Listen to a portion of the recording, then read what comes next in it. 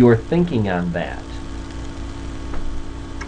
I plead ignorance. I don't know of studies in the last couple of years. Okay. What I know is general information that apoptosis seems to have something to do with Alzheimer's disease. That these cells in our brains are just committing suicide when they're healthy. Don't need.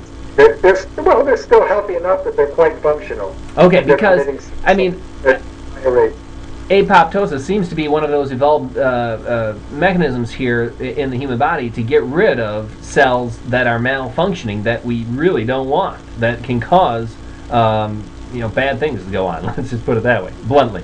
Oh, absolutely. Apoptosis has functions that are very healthy for us, but it's also been co-opted as an aging program. Okay. It's part of the body's self-destruct program. I see. All right, another question here.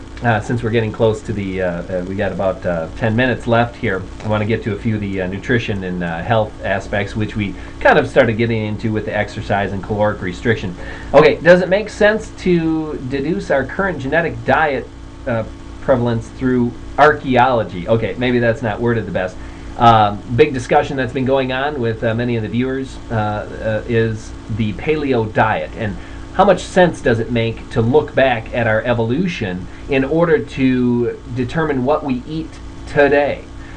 Because some people argue that it doesn't matter. What matters is empirical evidence. Whatever works to extend longevity, even if it doesn't make sense compared to our evolutionary past, we should do it.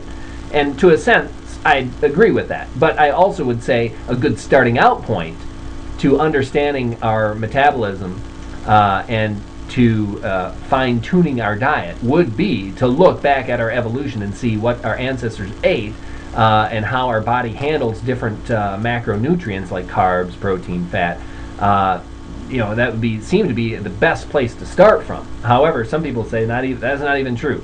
That as long as you're eating, mostly plant-based, diet, and it doesn't matter how many carbs you get. Can you add a little bit to that? Would you say the paleo diet, the evolutionary perspective, is a good point to start from and to base a diet off of, or not? Well, Dustin, you came right home here. The biggest message from the programmed theory of aging is that natural is not going to help us, and the paleo diet is just looking in exactly the wrong direction. I'll tell you why. Okay, tell us why. If you think that the body is well adapted to do its best to forestall aging, then you want to give the body the best chance it can by giving it the conditions under which we evolved. And that's really the origin of the whole natural movement. The reason why every shampoo and every toothpaste that you find in the drugstore these days says natural on it. And it's reasoning for the... It really comes down to an evolutionary argument. Yes. So if you think that the body is already doing its best to avoid aging, and we want to give it the best shot by giving it the environment in which it was evolved to work best, then you go with natural. But suppose you think that aging is programmed. If you believe that aging is something the body is doing to itself on purpose, then the more resources you give to the body, the better job it's going to do at its program of killing ourselves. So, from the programmed aging perspective, the paleo diet, natural foods, may have value for lots of diseases, like contagious diseases that appear in the young. But as far as potential for prolonging life, you're going in exactly the wrong direction.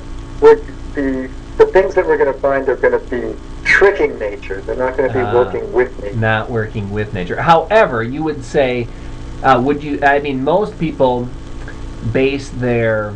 Okay, a lot of people I converse with are more on the low-carb bandwagon than the low-fat diet type. And they base that on the evolutionary theory of how our evolved metabolism, that in the past we did eat more wild meat, wild fat, saturated fat, and that the body ran pretty well on that. And when we ended up eating too many carbs, that's when we started getting some of these common Western diseases, let's say obesity, diabetes, heart disease, from too many carbs. So in that one respect, I believe that you are on the more of the low carb type of advice as far as diet goes, but you may not. Are you saying that that's based on our evolved metabolism, or just because it works? Basically, it's like we're tricking nature here. Well, Justin, I'm going to unabashedly put in a plug for my website. Okay. How to Live a Long Time. It's agingadvice.org. http://agingadvice.org. Agingdevice.org. Okay. Aging advice. Advice, right? Advice. Sorry. And that's where you'll find a lot of these recommendations. Okay. So you're right. I do think that I personally eat a low-carb diet. It's what I recommend.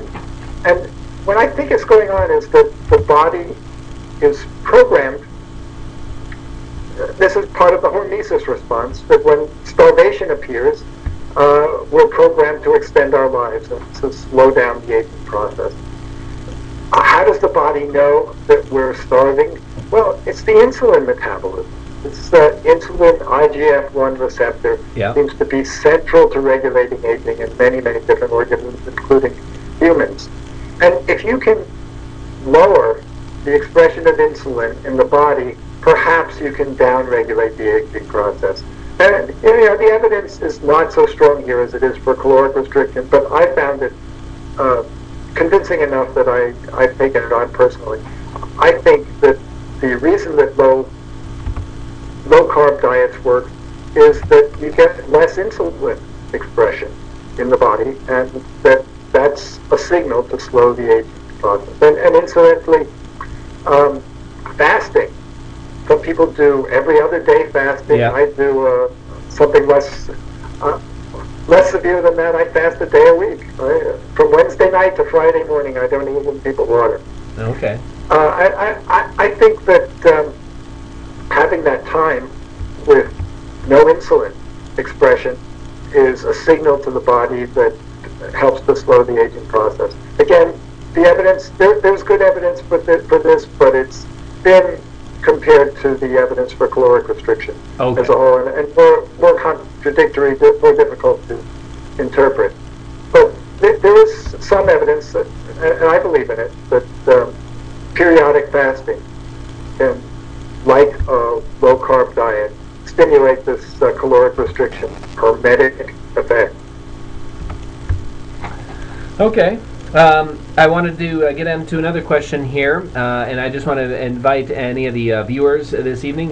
Had some good questions so far. If you have one last question or two, we can probably squeeze it in, but we're getting close to the end of the interview here. I wanted to ask one that was given to me prior to the show here. Have you noticed in the scientific community, anyway, in the people that you are in communication with often, is there any shift further in one direction or the other versus in the damage theory of aging versus the evolved theory of aging, the program theory of aging?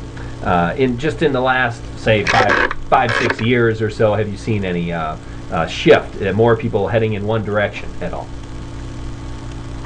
I'll tell you, when I got into this field, I was a physicist. Originally, I came into the field of evolutionary biology motivated by the idea that I think the evolutionary biologists just have it wrong about aging, and I was motivated to prove that. I thought it was an exciting area of science to be in. Sure. And at the time, it was very hard for me to find support for allies around the world who had established reputations, and that's just not true anymore. Okay.